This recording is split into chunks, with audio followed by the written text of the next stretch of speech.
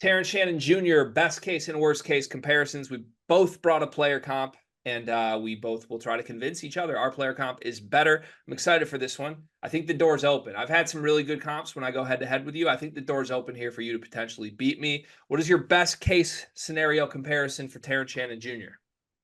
Greg, are there any lefty, highly athletic, light-skinned NBA players that you know play on a lot of playoff teams? Maybe bounce around the league a little bit, but always seem to play on winning teams. Killian Hayes? I said, sorry, I forgot this caveat. He's good. Tayshaun Prince? Okay, I was thinking a little bit more modern here, but my best case scenario for him was Kelly Oubre. I think that Terrence Shannon Ah, Jr. could play the Kelly Oubre role. Obviously, there's similarities there with their athleticism, them both being left-handed. But I think Kelly Oubre was a player that shoots the ball extremely well from three. He's highly athletic. He's a little bit more of a journeyman than I think that Terrence Shannon would be. But like, there's a lot of playoff teams that are always trying to pick up Kelly Oubre basically to play a role, start on their basketball team, and be like that fourth, fifth option guy, knock down shots, play defense. I see his role being Kelly Oubre-like.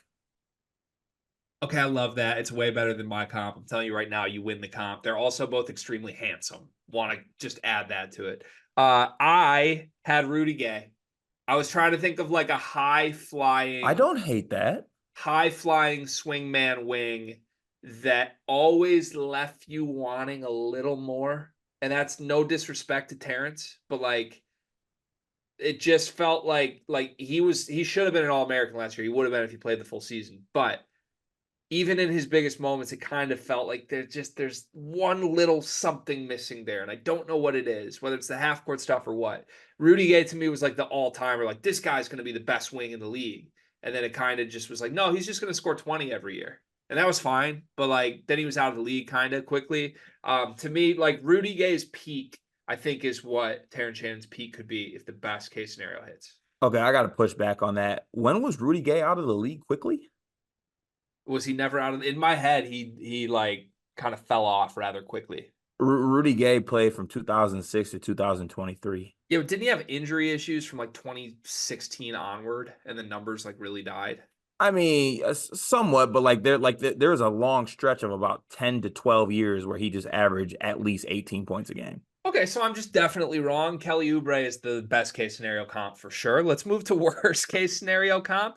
I have one here. This was a higher pedigree guy, a guy that was taken away earlier in the lottery, but I think the worst case scenario is he becomes Isaac Okoro, where he's still playable, he's still in a rotation, and you still feel fine about him, but he's more just the defense. The shot never really comes together, and it's kind of just like this bouncy wing that we don't know what to do with. I like that, but I think that Terrence Shannon's worst case should be better than Isaac Okoro.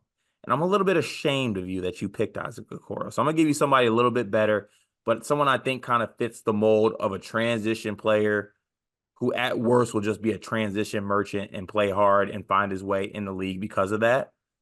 I picked Corey Brewer. I love your comp so much. Damn it.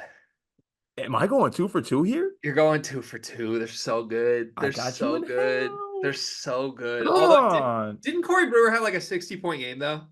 He did. And like, I think Terrence Shannon might do that. It You was think 50. Terrence is It was capable 50. of a 60-point game? I think that it like one day we're gonna tell our grandkids that we're like, man, there was this one cold, wintry night on a Tuesday at the 10:30 slot for NBA on TNT where Terrence Shannon had 50 and no one saw it because it was against the Pistons and it was just free throws in transition.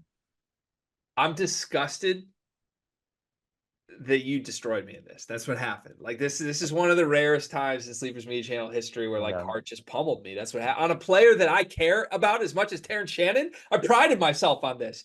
You just destroyed me, Cart. Good work. If you enjoyed this video, we have 74 more for all of the other players in the NBA draft leading up to the actual NBA draft. Go watch them. The NBA draft is coming up, and I've got something awesome for you. We are partnering with the people at NBA 2K Lab.